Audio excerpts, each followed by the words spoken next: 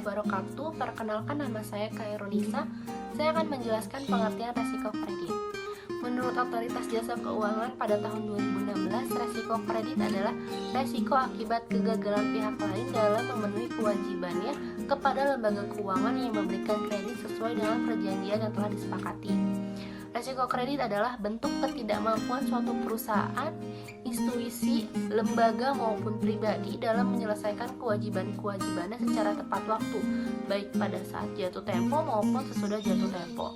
Lalu resiko kredit adalah resiko utama yang dihadapi oleh bank yang terjadi akibat kegagalan pihak lawan dalam memenuhi kewajibannya. Resiko kredit dapat bersumber dari aktivitas fungsional bank, seperti perkreditan atau penyediaan dana, treasury, dan investasi dan pembiayaan perdagangan yang tercatat dalam banking book. Lalu resiko kredit yang dihadapi bank antara lain ada dua, ada resiko modal dan resiko pembiayaan. Tadi kan disebutkan nih, resiko kredit adalah resiko utama yang dihadapi oleh bank. Kenapa yang utama? Karena bank itu kan menghimpun dana dan menyalurkan dalam bentuk kredit. Nah, dari situlah bank akan dapat mengalami resikonya. Selanjutnya, saya Anggita Rahmayanti. Di sini saya akan menjelaskan mengenai macam-macam resiko kredit. Macam-macam resiko kredit. Resiko kredit dibagi menjadi 4. Yang pertama, resiko konsentrasi kredit. Yang kedua, resiko akibat kegagalan pihak lawan. Yang ketiga, resiko akibat kegagalan settlement. Dan yang keempat, country risk. Yang pertama, resiko konsentrasi kredit, yaitu resiko yang timbul akibat konsentrasi penyediaan dana kepada satu pihak atau sekelompok pihak, industri, sektor, dan atau area geografis tertentu yang berpotensi menimbulkan kerugian cukup besar yang dapat mengancam kelangsungan usaha lembaga keuangan yang memberikan kredit. Yang kedua ini ada resiko akibat kegagalan pihak lawan, yaitu timbul karena pihak lawan gagal dalam memenuhi kewajibannya dan dari jenis transaksi yang memiliki karakteristik tertentu. Misalnya, transaksi yang dipengaruhi oleh pergerakan nilai wajar atau nilai pasar. Yang ketiga, ada resiko akibat kegagalan settlement, yaitu resiko yang timbul akibat kegagalan penyerahan kas dan atau instrumen keuangan pada tanggal penyelesaian telah disepakati dari transaksi penjualan dan atau pembelian instrumen keuangan. Dan yang terakhir itu ada country risk. Dari namanya sudah jelas, country atau negara. Dan memang yang keempat ini resiko yang timbul dari ketidakpastian karena memburuknya kondisi perekonomian negara dalam membayar utang, gejala sosial politik, juga serta kebijakan suatu negara. Antara lain, rasionalisasi atau pengambil alihan aset kontrol nilai tukar dan atau devaluasi nilai tukar. Country risk. Country risk ini dibagi lagi menjadi 3. Yang pertama, sovereign risk. Yang kedua, transfer risk. Dan yang ketiga, macroeconomic risk. Yang pertama, sovereign risk, yaitu karena pemerintah suatu negara tidak dapat atau tidak bersedia memenuhi kewajibannya. Yang kedua, ada transfer risk, yaitu karena pihak asing di luar negeri tidak dapat menyediakan atau memperoleh valuta asing untuk memenuhi kewajibannya karena terdapat pembatasan tertentu. Dan yang terakhir ini ada macroeconomic risk, yaitu karena pihak asing di luar negeri tidak dapat memenuhi kewajiban akibat perubahan kebijakan ekonomi di negaranya, seperti peningkatan suku bunga yang bertujuan untuk stabilitas nilai mata uang. Saya akan menjelaskan tentang kerangka analisis kredit. Ada pedoman 3R, yaitu yang pertama ada return. Return berkaitan dengan hasil yang diperoleh dari penggunaan kredit yang diminta. Apakah kredit tersebut bisa menghasilkan pendapatan yang memadai untuk melunasi hutang dan bunganya. Yang kedua ada repayment capacity. Repayment capacity berkaitan dengan kemampuan perusahaan mengembalikan pinjaman dan bunganya saat jatuh tempo. Yang ketiga ada risk bearing ability. Risk bearing ability berkaitan dengan kemampuan perusahaan menanggung risiko kegagalan yang berhubungan dengan penggunaan kredit. Jadi yang penting dinilai jaminan dari kredit tersebut. Lalu ada pendekatan mindset. Yang pertama ada karakter. Menilai moral, watak atau kejujuran dan rasa tanggung jawab sebagai manusia dalam melakukan kegiatan usaha. Karakter dapat dilihat dari latar belakang pekerjaan dan keadaan keluarga. Lalu yang kedua ada capacity. Menilai kapasitas membayar kewajiban dari debitur. Kapasitas diukur dari kinerja bisnis di masa lampau dan pengamatan di lapangan, pabrik, dan toko. Yang ketiga ada kapital. Menilai modal yang dimiliki, dalam artian kemampuan untuk menyertakan dana atau modal sendiri. Yang keempat ada condition. Menilai kondisi ekonomi, prospek bisnis dikaitkan kondisi ekonomi. Lalu yang terakhir ada kolateral.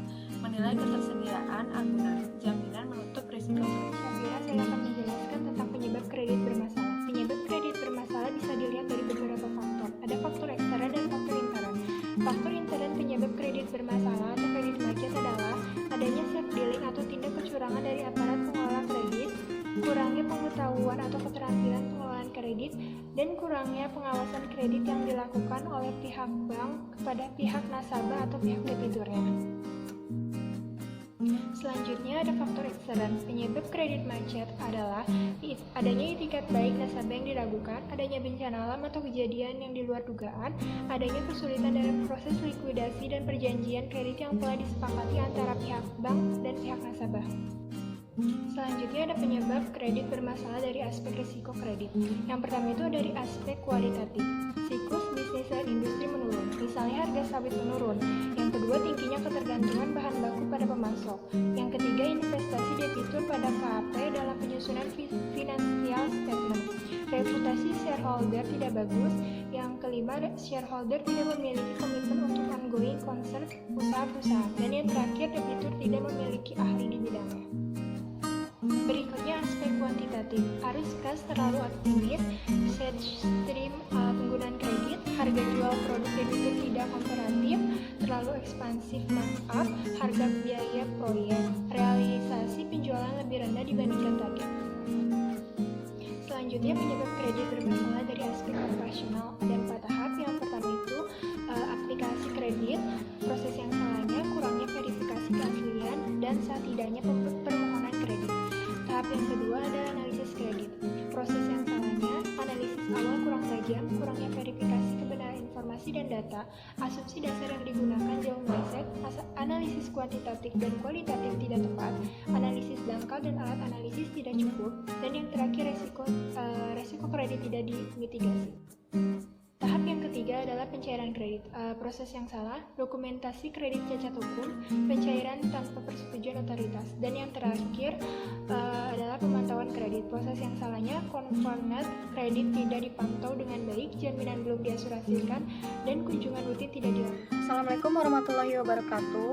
Saya Vinka Fauzia akan melanjutkan materi tentang metode pengelolaan risiko kredit. Bank menggunakan sejumlah teknik dan kebijakan dalam mengelola risiko kredit untuk meminimalkan kemungkinan terjadinya atau dampak dari kerugian kredit yang dikenal dengan mitigasi risiko kredit. Metode pengelolaan risiko kredit dibagi menjadi 6. Yang pertama, model pemeringkatan atau disebut dengan grading model. Langkah pertama adalah menciptakan model pemeringkatan kredit sebagai sarana untuk menetapkan kemungkinan terjadinya gagal bayar atau default. Cara ini memungkinkan bank untuk membuktikan bahwa portofolio kredit tidak terkonsentrasi pada kredit berkualitas buruk yang memiliki kemungkinan gagal bayar yang tinggi. Lalu yang kedua ada manajemen portofolio kredit.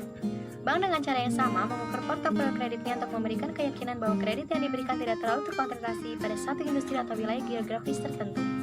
Analisis seperti ini dikenal sebagai contoh analisis dan dapat digunakan baik pada kredit, korporasi, ataupun perorangan.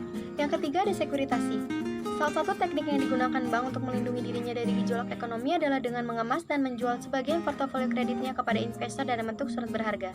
Teknik ini dikenal dengan sekuritasi. Sekuritasi memungkinkan bank untuk mengurangi potensi exposure yang tinggi pada suatu jenis kredit tertentu yang menurut skenario bank menunjukkan tingkat risiko yang tinggi. Sekuritasi memungkinkan bank menggunakan dana yang dihasilkan dari penjualan aktiva dan menginvestasikannya pada aktiva lain yang dianggap memiliki risiko lebih rendah. Lalu yang keempat ada peran agunan. Agunan atau disebut dengan kolateral didefinisikan sebagai aktiva yang diperjanjikan oleh debitur untuk mendapatkan kredit yang dapat diambil alih dalam hal terjadi default. Agunan memiliki peranan penting dalam kebijakan pemberian kredit yang ditetapkan bank. Bentuk agunan yang paling mudah dikenali dan paling aman adalah uang tunai, sementara bentuk yang paling umum adalah properti hunian. Lalu yang kelima ada monitoring arus kas. Monitoring arus kas sebagai bank yang mengalami tingkat default yang tinggi menemukan bahwa tindakan segera terhadap situasi kredit yang memburuk dapat mengurangi permasalahan secara signifikan. Bank-bank tersebut menurunkan risiko kreditnya dengan cara membatasi tingkat exposure dan memastikan bahwa nasabah bereaksi cepat terhadap keadaan yang berubah. Lalu yang keenam ada manajemen pemulihan atau recovery. Manajemen yang efisiensi terhadap satu kredit yang mengalami default dapat menghasilkan pemulihan yang cukup besar dibandingkan tingkat kerugian semula. Oleh karena itu, sebagian bank menciptakan unit kerja yang secara khusus ditugasi untuk menangani pemulihan kredit macet sebagai bagian dari proses manajemen risiko kredit yang berkualitas.